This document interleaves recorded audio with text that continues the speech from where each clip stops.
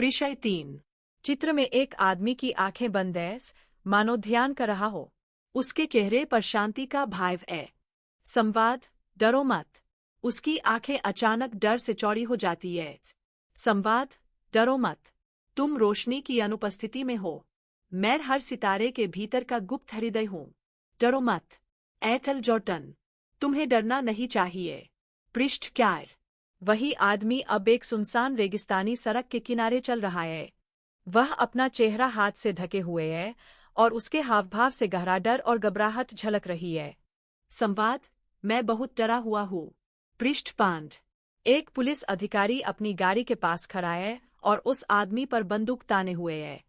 आदमी ने अपने हाथ ऊपर उठा रखे हैं, जैसे आत्मसमर्पण कर रहा हो। पुलिस अधिकारी गुस्से में, ठीक है, हम इसे इसी तरह से करेंगे। नीचे लेट जाओ और अपने दोनों हाथ जमीन पर रखो। अभी करो। एल जॉर्डन, घबराकर नहीं, रुको, ऐसा मत करो। एज 6। पुलिस अधिकारी संदेह भरी नजरों से एल को घूर रहा है। उसकी जेब से एक अजीब सी बूप की आवाज आती है। अधिकारी सख्ती से, सर, आपकी जेब में क्या है? रविवार की सैर के लिए यह जगह कुछ अजीब है। आप यहाँ क्या कर रहे हैं? बताएंगे? सर, क्योंकि आप पैदल राज्य की सीमा तक तो पहुंच सकते हैं, लेकिन उससे ज्यादा दूर नहीं जा पाएंगे। इस गर्मी में तो बिल्कुल नहीं। एल हकलाते हुए, माफ कीजिए, मैं। पेज 7। पुलिस अधिकारी गुस्से में चिल्लाता है, मैंने कहा अभी। दोनों हाथ। एसल गिड़गिड़ाता है, प्लीज, मेरा नाम एल जॉर्डन है। मैं एवरग्रीन से हूँ। सर। अधिकारी और भी उग्र होकर कहता है, मैं दोबारा नहीं पूछूंगा। दोनों हाथ बाहर निकालो। करो। एल बुरी तरह डरा हुआ है। हाँ, कुछ हुआ। उसका नाम एबिनसुर था। अधिकारी अंतिम चेतावनी देता है, आखिरी चेतावनी। मुझे अपना हाथ दिखाओ। अभी के अभी अपना हाथ दिखाओ। पेज 8। एल का चेहरा दहशत से भरा हुआ है, उसकी आंखों से आंसू बह रहे हैं।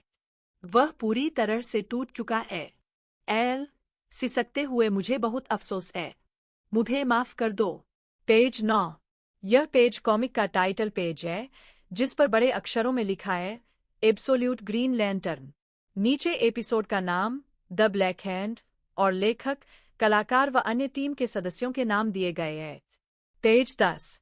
दृश्य बदलकर एक में एंड मो नाम के छोटे से रेस्टोरेंट का है।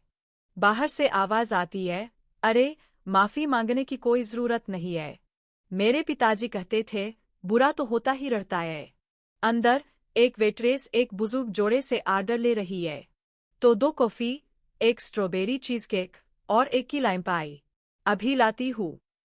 बुजुर्ग महिला कहती है, अगर कद्दू वाली पाई खत्म हो गई है तो की लाइम ले आना। बुजुर्ग आदमी कहता है, शुक्रिया बेटा।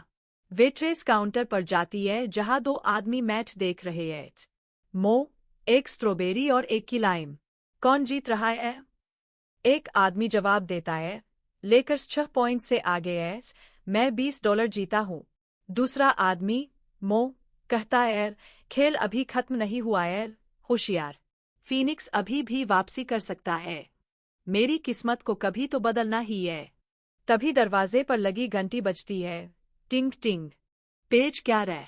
दरवाजे की घंटी फिर बजती है और एल जॉर्डन अंदर आता है। बाहर की तेज रोशनी में वह एक परछाई जैसा लग रहा है। रेस्टोरेंट में मौजूद सभी लोग उसकी तरफ मुड़कर देखते हैं। वेट्रेस पूछती है, हम आपके लिए कुछ कर सकते हैं, सर? एल परेशान और थका हुआ लग रहा है। एल धीमी आवाज में, पानी प्लीज। वेट्रेस चिंता के साथ, और सरूर, क्या आप बाहर पैदल चल रहे थे? क्या आपकी गाड़ी खराब हो गई? क्या आप ठीक हैं? एल लड़खड़ाती आवाज में, नहीं, कुछ हुआ है। पेज 12। टीवी देख रहा एक आदमी शिकायत करता है, अरे, मैच को क्या हुआ? मो कहता है, रुको, आवाज तेज करने दो। तभी टीवी पर एक इमरजेंसी समाचार बुलेटिन आने लगता है। न्यूज एंकर कहती है, एक आपातकालीन समाचार बुलेटिन के लिए निर्धारित कार्यक्रम को रोकना पड़ रहा है। एंकर आगे बताती है, आप जो देख रहे हैं वह नेवादा के एवरग्रीन शहर का हेलीकॉप्टर फुटेज है, जो कैलिफोर्निया राज्य की सीमा से लगभग 15 मील दूर है। यह फुटेज लाइव और अनएडिटेड है। इसके साथ किसी भी तरह की छेड़छाड़ नहीं की गई है। मैं दोहराती हूँ, इसे एडिट नहीं किया गया है। एक ग्राहक हैरान होकर करता है, हे भगवान! पेज 13। पूरे पेज पर टीवी स्क्रीन का दृश्य है। स्क्रीन पर एवरग्रीन शहर के ऊपर उड़ते हेलीकॉप्टर से लाइव फुटेज दिख रहा है। शहर के बीचों बीच एक विशाल, हरा, 3 आयामी ग्रीन लैंटर्न का प्रतीक चिन्ह जमीन में धंसा हुआ है, जिससे चारों ओर भारी तबाही हुई है और इमारतों से धुआं उठ रहा है। पास के एक बिलबोर्ड पर लिखा है, अंत आ रहा है। पेज 14। दृश्य वापस न्यूज एंकर पर आता है, जो घबराई हुई दिख रही है। एंकर, तबाही लगभग पूरी तरह से हुई है, हालांकि अभी तक कोई शव बरामद नहीं हुआ है। हम इस वस्तु की सटीक प्रकृति के बारे में जानकारी प्राप्त करने की कोशिश कर रहे हैं। माफ करना, क्या? एंकर दर्शकों से कहती है, मुझे सूचित किया गया है कि हम आपको उस फुटेज को और नहीं दिखा सकते। एक आधिकारिक बयान तैयार किया जा रहा है। जैसे ही हमें और जानकारी मिलेगी हम आपको अपडेट देंगे। टीवी स्क्रीन पर इमरजेंसी एक्शन नोटिफिकेशन लिखा आ जाता है। रेस्टोरेंट में बैठे लोग सदमे में हैं। एक पूछता है, यह क्या था? दूसरा आदमी करता है, क्या हम पर परमाणु हमला हुआ है? उसका दोस्त जवाब देता है, मुझे ऐसा नहीं लगता। वेट्रेस एल की ओर मुड़ती है, जो काउंटर पर पानी के गिलास के निशान को घूर रहा है, और उससे पूछती है, एवरग्रीन में क्या हुआ? पेज 15। एक कैप्शन आता है, 5 दिन पहले। दृश्य एक फ्लैशबैक में बदल जाता है।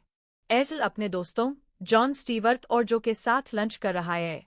जॉन से पूछती है, क्या सोच रहे हो?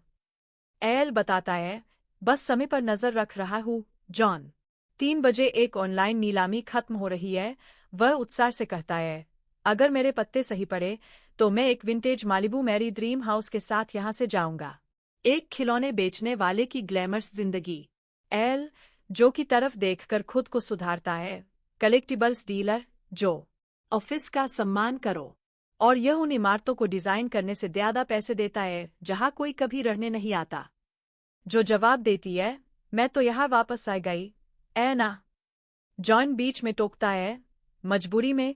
फिर वह मुस्कुराता है, असल में हमें अभी अभी कार्सन सिटी में एक अस्पताल के विस्तार का कॉन्ट्रैक्ट मिला है, तो इस बार लंच मेरी तरफ से। लेकिन तुम सही हो, एल, अगर हमें सिर्फ स्थानीय व्यापार पर निर्भर रहना पड़ता तो हम बर्बाद हो जाते। जैसे ही वह यह कहता है, बाहर से मोटरसाइकिलों की जोरदार गड़गड़ाहट की आवाज आती है। पेज 16। 3 बाइकर्स शहर की सड़क पर तेजी से मोटरसाइकिलें दौड़ाते हुए निकलते हैं। जॉन से करती है, ये लोग शहर में इतनी तेजी से जा रहे हैं, किसी को चोट लग जाएगी। जॉन, शायद हमें गाय को फोन करना चाहिए। जॉन दृढ़ता से जवाब देता है, अगर गाय के कान काम कर रहे हैं तो उसे सब पता चल गया होगा। मैं उसे फोन नहीं कर रहा हूँ। एल पूछता है, क्या तुम दोनों का झगड़ा हुआ है? ऐसा लग रहा है कि तुम आजकल उससे बच रहे हो। जॉन समझाता है, गाय चाहता था कि मैं एवरग्रीन पुलिस डिपार्टमेंट में वापस आ जाऊं। उसने कहा कि अगर मैं रुका होता तो अब तक चीफ बन गया होता। बात बेहस में बदल गई। मैंने कुछ बातें कह दी, लेकिन अगर वह अब भी नहीं समझता कि मैंने नौकरी क्यों छोड़ी, तो शायद उन बातों का कहा जाना जरूरी था। पेज 17। एल, जो को देखकर मजाक में कहता है, जबकि हमें से बाकी लोग यह नहीं जानते कि तुम वापस क्यों आई। मतलब, हमेशा के लिए। क्या कोस्ट सिटी वाकई इतना बुरा था? जो गंभीर होकर जवाब देती है, हाँ। देखो, वह सब मेरे लिए अतीत की बात है। एल, मैं उसे वही रखना चाहती हूँ, ठीक है। एल एक फ्रेंच फ्राई को अंगूठी की तरह पकड़कर उसे चिढ़ाता है, तो फिर तुम अभी भी अपनी शादी की अंगूठी क्यों पहने हुए हो? धो उसे गुस्से से घूरती है। जॉन बीच बचाव करता है, कभी कभी जब हकीकत खत्म हो जाती है तब भी प्रतीक बना रहता है। मैं अब भी अपनी माँ की शादी की अंगूठी रखता हूँ और उन्हें मरे हुए कई साल हो गए। एल अपना सिर हाथ पर टिकाकर कहता है, जॉन स्टीवर्ट, एवरग्रीन के ज्ञान के भंडार से एक और दिलचस्प तथ्य। जॉन अपनी बात जारी रखता है, तुम्हें पता है चौथी उंगली को ही अनामिका, रिंग फिंगर, क्यों कहते हैं? प्राचीन लोग इसे जादू की उंगली मानते थे। वास्तव में एक समय यह माना जाता था कि एक नस सीधे इससे होकर दिल तक जाती है। उसकी बात एक जोरदार टक्कर और धमाके की आवाज से कन जाती है। पेज 18। एक बाइकर का एक्सीडेंट हो गया है। जॉन फोन पर है। जो एल से करती है। एल, रुको। एल चिल्लाते हुए बाहर भागता है। एम्बुलेंस बुलाओ, किसी को उस आदमी की मदद करनी है। वह दुर्घटना स्थल की ओर भागता है और अचानक रुक जाता है, अपना हाथ आगे बढ़ाकर किसी अनदेखी चीज को छूता है। यह क्या बकवास है? वह उस अदृश्य दीवार को फिर से छूता है। यह ऐसा है जैसे यहाँ एक दीवार है। इसमें थोड़ा लचीलापन है, लेकिन वह कहता है कि यह किसी फिल्म के फोर्स फील्ड जैसा है। जहां वह छू रहा है, उस अदृश्य सतह पर खून के छींटे दिखाई दे रहे हैं। जो चिंता से करती है, शायद इसे छूना बंद करो। जॉन, जो अभी भी फोन पर है, गंभीर रूप से कहता है, यह हरी चमक रेडिएशन भी हो सकती है। उस बाइकर ने इसे 100 मील प्रति घंटे की रफ्तार से टक्कर मारी होगी। हे भगवान, उसने हेलमेट भी नहीं पहना था। उसका सिर, उसका कुछ भी नहीं बचा। जमीन पर, दुर्घटना स्थल के पास, एक सादी सोने की अंगूठी पड़ी है। पेज 19। यह पेज दुर्घटना के भयानक दृश्य को दर्शाता है। एक बाइकर तेजी से आता है, एक अदृश्य हरी दीवार से टकराता है, और एक जोरदार धमाके के साथ आग और खून के छींटे उड़ जाते हैं। नीचे के पैनल में एल, जॉन और जो रेस्टोरेंट के अंदर से यह सब देखकर पूरी तरह से स्तब्ध और भयभीत है। पेज 20। तीनों अब बाहर दुर्घटना स्थल पर खड़े हैं। पूरे इलाके में एक हरी आभा फैली हुई है। एल कहता है, कोई आ रहा है। जॉन अदृश्य दीवार को देखते हुए कहता है, मुझे लगता है कि यह कुमावदार है। बाकी बाइकर्स दुर्घटना स्थल के पास आ रहे हैं। एल कहता है, उसके दोस्त। शायद हम उन्हें इशारा कर सकते हैं, या वे उन्हें हाथ हिलाकर रोकने की कोशिश करते हैं। हे, वापस आओ। लेकिन बाइकर्स बस मुड़कर वापस चले जाते हैं, जैसे उन्हें दुर्घटना या अदृश्य दीवार कुछ भी दिखाई न दिया हो। एल रायन ने, वे बस मुड़कर चले गए, जैसे उनका दोस्त सड़क पर मरा ही न पड़ा हो। जो परेशान होकर कहती है, जैसे उन्हें कुछ भी अजीब नहीं दिख रहा है। यहाँ हो क्या रहा है? पेज 21। जॉन अपना फोन देखते हुए कहता है, मुझे कोई सेल रिसेप्शन नहीं मिल रहा है। जो ऊपर और चारों ओर देख रही है, मुझे लगता है कि यह एक गुंबद है। देखो, यह चारों ओर से घूमता है, और ऊपर भी। जॉन कहता है, शायद यह जो भी चीज है, वह नहीं चाहती कि किसी का ध्यान उस पर जाए। तभी वे ऊपर कुछ देखते हैं और कोई पूछता है, दोस्तों, वह क्या है? पेज 22। पूरे पेज पर एक विशाल, मांसल, 4 भुजाओं वाला एलियन एक हरे रंग की घुमावदार सतह पर खड़ा दिखाई देता है। एक कैप्शन में लिखा है, एबिन-सुर। पेज 23। दृश्य वापस रेस्टोरेंट में वर्तमान समय पर आता है। एल काउंटर पर सिर झुकाए बैठा है।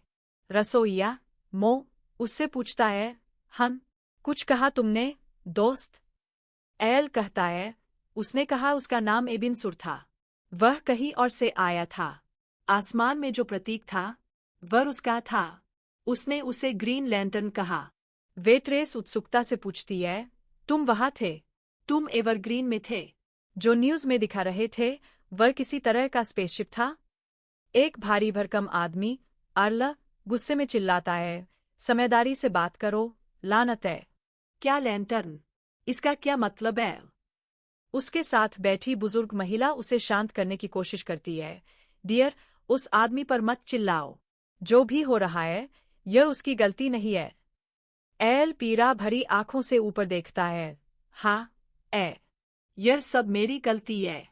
पेज 24। ऐश टूटी हुई आवाज में करता है, मैंने एक गलती की। मैं हीरो बनना चाहता था। वर आगे करता है, और एबिन-सुर, उसने मेरे साथ कुछ किया। मुझे कुछ दिया। मुझे एक हथियार दिया। वेट्रेस पूछती है, जैसे कोई बंदूक? एल दर्द से कहता है, उससे भी बुरा, बहुत बुरा। अर्ल गुस्से से मांग करता है, तुम्हारी जेब में क्या है, लड़के? पेज 25। एसल डर जाता है। हाईवे पर एक पुलिस वाला था। उसने भी यही सवाल पूछा था। आर्ला उस पर दबाव डालता है। क्यों? उस पुलिस वाले का क्या हुआ? तुमने क्या किया, लड़के?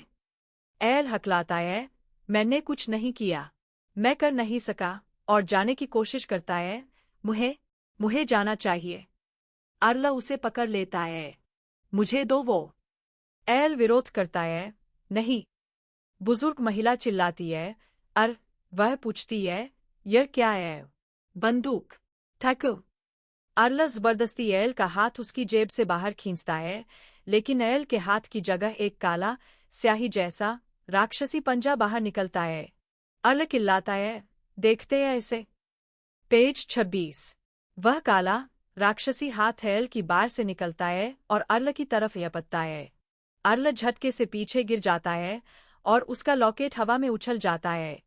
रेस्टोरेंट में मौजूद बाकी लोग दहशत में देख रहे हैं। बुजुर्ग महिला चीखती है। मुकापती हुई आवाज में पूछता है, यह जहन्नुम में क्या हो रहा है? पेज 27। एल उस काले हाथ को नियंत्रित करने के लिए संघर्ष कर रहा है, जो अब पूरी तरह से बाहर आ चुका है और काली ऊर्जा से धधक रहा है। वह चिल्लाता है, यह हाथ है। मैं इसे पीछे धकेल रहा हूँ। इसे रोकने में मेरी पूरी ताकत लग रही है। इसे लोगों से दूर रखो।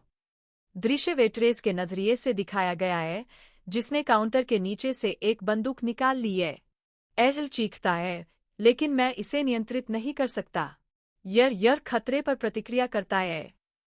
पेज 28। वेट्रेस गोली चला देती है। गोली एल के सीने में लगती है। वह दर्द से करारता है। काला हाथ तुरंत एल की ओर मुड़ता है और अपनी उंगलियों को गोली के खाब में घुसा देता है। एल हाफते हुए, दर्द और एक अजीब सी उम्मीद के साथ करता है, अच्छा है, शायद यह मुझे मार देगा, इस चीज को खत्म कर देगा, शायद मैं। पेज 29। रेस्टोरेंट के बाहर का एक बड़ा दृश्य। काली ऊर्जा के शक्तिशाली झोंके रेस्टोरेंट से बाहर निकलते हैं, खिड़कियों और दीवारों को तोड़ते हुए। में एंड मो का साइन बोर्ड चकनाचूर हो जाता है। सब कुछ तबाह हो जाता है। पेज 30। बर्बाद हो चुके रेस्टोरेंट के अंदर एल मलबे के बीच जमीन पर पड़ा है। वह अपने ही हाथ से उस काले हाथ को रोक रहा है। वह काले हाथ को देखते हुए थकी हुई आवाज में करता है, तुम मुझे मरने नहीं दोगे, ए ना? दरवाजे की घंटी, जो चमत्कारिक रूप से बच गई है, बजती है। टिंग टिंग। एक आवाज पुकारती है, एल जॉर्डन। एल ऊपर देखता है, उसका चेहरा एक हरी रोशनी से चमक रहा है। पेज 31। यह जो है, फ्लैशबैक वाली उसकी दोस्त। वह टूटे हुए दरवाजे पर खड़ी है और उसके चारों ओर एक शक्तिशाली हरी आभा है। उसकी छाती पर ग्रीन लैंटर्न का प्रतीक चमक रहा है और उसकी आंखें शक्ति से सफेद है। वह एरेल को देखकर पूछती है, तुम्हें क्या हुआ? जारी रहेगा।